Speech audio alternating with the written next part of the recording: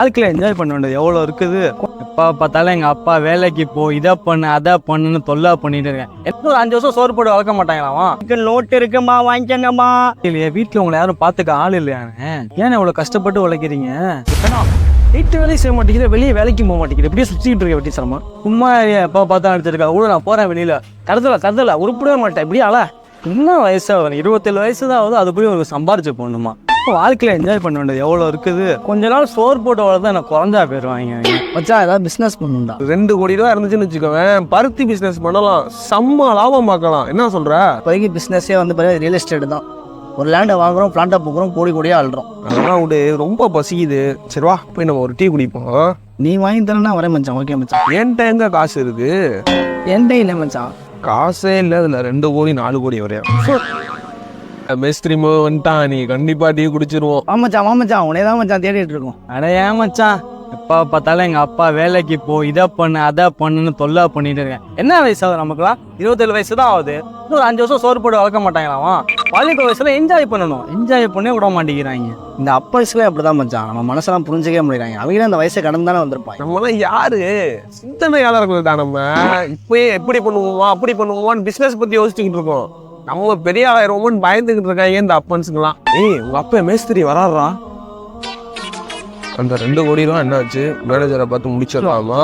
ஒன்று இருந்தாலே உருப்படாது, 3 உட்காந்து ஒரே குட்டையை ஒரு மட்டைங்க தானே, இதெல்லாம் இங்கே உருப்பட போகுது.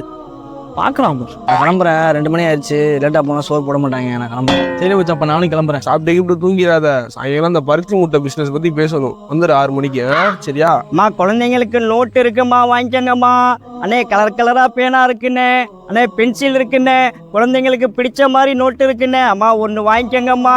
அலையிலேருந்து வியாபாரம் கம்மியாக தான் இருக்கு. யாருமே வாங்க மாட்டேங்கிறாங்களே, எங்கே இருக்குன்னு தெரியலை. ஏதோ ஒரு வண்டி சவுண்டு கேட்குது. அண்ணே அண்ணே அண்ணே சொல்லுங்கண்ணே. என்னண்ணே? பேனா பென்சில் நோட்டு வியாபாரம் பண்ணிக்கிட்டு இருக்கேனே ரோட்டில். அப்படியே நடந்து ரொம்ப தூரம் வந்துட்டேனே, எங்கே இருக்கேன்னு தெரியல. எங்கள் வீடு தென்னூரில் தானே இருக்கு. கொஞ்சம் தென்னூரில் இறக்கி விட்டுறீங்களாண்ணே? சரிண்ணே, இறங்கண்ணே, உட்காருங்கண்ணே. ட்ராப் பண்ணிடுறாங்களா? அண்ணே ரொம்ப தேங்க்ஸ்ண்ணே. வாங்கிட்டு வாங்க. இப்படி வாங்க. உட்காருங்க. அப்படியே இருப்பாருங்க. வந்து சீட்டில் பின்னாடி. ரொம்ப நன்றிங்கண்ணே. போலாண்ணே. தென்னூர் வந்துருச்சுண்ணே. எங்கண்ணே உங்கள் வீடு? அண்ணே அங்கே ஒரு ஃப்ரிட்ஜு இப்போ கிடைக்குண்ணே, அங்கே இறக்கி விட்டுருங்க. இடம் வந்துருச்சுண்ணே, இறங்கண்ணே. அண்ணே ரொம்ப நன்றிங்கண்ணே. நான் உங்கள்ட்ட ஒரு விஷயம் கேட்கட்டுமா? கண்ணு தான் உங்களுக்கு இப்படி தெரியலையே, வீட்டில் உங்களை யாரும் பார்த்துக்க ஆள் இல்லையானே. ஏன் இவ்வளோ கஷ்டப்பட்டு உழைக்கிறீங்க? எனக்கு அண்ணன் தம்பி 5 பேர் இருக்காங்க. அவங்க நீ வேலைக்கெல்லாம் போவேனா, நாங்கள் தரோன்னு சொல்கிறாங்க. ஆனால் என்னைய நம்பி ஒரு பிள்ளையும் எனக்கு பொண்டாட்டியும் இருக்காங்க. நான் சம்பாரிச்சு கொடுத்தாதான் அவங்களுக்கு சந்தோஷம். அதனால எனக்கு கை கால் நல்லா இருக்கு. நான் உழைச்சி அவங்கள காப்பாற்றணும்னு நினைக்கிறேன். ஆனால் இறைவனுக்கு நான் நன்றி சொல்லுவேன். ஏன்னா என் கல்லில் குறை வச்ச இறைவன் என் கை காலை ஆரோக்கியமாக வச்சிருக்கிறான். அதனால என் உயிர் இருக்க வரைக்கும் கூழோ கஞ்சியோ என் பொண்டாட்டி பிள்ளைங்களுக்கு என் கையால் உழைச்சி தானே கடைசி வரைக்கும் நான் ஊற்றுவேன். சரிண்ணே, சந்தோஷண்ணே. இந்த பேனா எவ்வளோண்ணே? அல்ல இந்த ஒரு பேனா 25 ரூபாண்ணே. உங்களுக்கு எத்தனை பேனாண்ணே வேணும்? எனக்கு ஒரு 2 பேனா மட்டும் தாங்கண்ணே. சரிங்கண்ணே. இருங்கண்ணே, இந்தாங்கண்ணே. 500 ரூபா நோட்டு கொடுத்துருக்கீங்கண்ணே. என்கிட்ட சில்லறை இல்லைண்ணே. பரவாயில்லண்ணே, நீங்களே வச்சுக்கோங்கண்ணே. பேனாக்கு 50 ரூபா மட்டும் தாங்கண்ணே. எனக்கு வேண்டிய காசு அது போதும்ண்ணே. பரவாயில்லண்ணே, உங்கள் செலவுக்கு வச்சுக்கோண்ணே. நான் சந்தோஷமாக தானே இந்த காசை தரேன் உங்களுக்கு. வேணாண்ணே, பரவாயில்ல. ஏன்னா நீங்களே வச்சுக்கோங்கண்ணே. 50 ரூபா கொடுங்கண்ணே. பரவாயில்ல, உங்கள் தம்பி மாதிரி நினச்சிக்கோண்ணே. வச்சுக்கோண்ணே. அண்ணே ரொம்ப நன்றிண்ணே. அண்ணே உங்கள் உதவியை கண்டிப்பாக மறக்க மாட்டேண்ணே. வரேண்ணே. சேக்கு, அஸ்ஸலாமு அலைக்கும். வலைக்கும் சலாம். ஹாஜர், நல்லா இருக்கியா? இன்னைக்கு ஒரு விஷயம் நடந்துச்சு சேக்கு. என் மனசு அப்படியே உருக்கிருச்சு. என்னாச்சு மச்சான்? எங்கள் அப்பா எப்போ பார்த்தாலும் திட்டிக்கிட்டே இருப்பார். வீட்டில் உட்காந்துட்டு வேலைக்கு போகாம இருக்கா, தண்டமா இருக்கன்ட்டு. இன்னைக்கு தான் அதோட அருமையே புரியுது. கண்ணு தெரியாத ஒருத்தர் மச்சான் அப்படி உழைக்கிற ஒரு பொண்டாட்டி பிள்ளைக்காக. ஆனால் நம்ம மாஷா அல்லாஹ், இறைத்தூதர் சொல்றாங்க, இந்த உலகத்திலேயே சிறந்த உணவு எது தெரியுமா? தனது கையால் உழைத்து உண்பதை விட சிறந்த உணவு வேறு எதுவுமே இல்லைங்கிறாங்க. அப்போ உழைத்து உண்பதுதான் சிறந்த உணவு. இதே மாதிரிதான் இறைத்தூதருடைய காலத்துல ஒரு மனிதர் இருந்தார், யாசகம் கேட்கக்கூடிய மனிதர். அப்ப இறைத்தூதர்கிட்ட வராரு, யா ரசூலுல்லாஹ் எனக்கு ஏதாவது உதவி செய்யுங்கன்னு சொல்லிட்டு. அப்போ ரசூலுல்லாஹ் கேட்கறாங்க, உன்கிட்ட என்ன இருக்கு?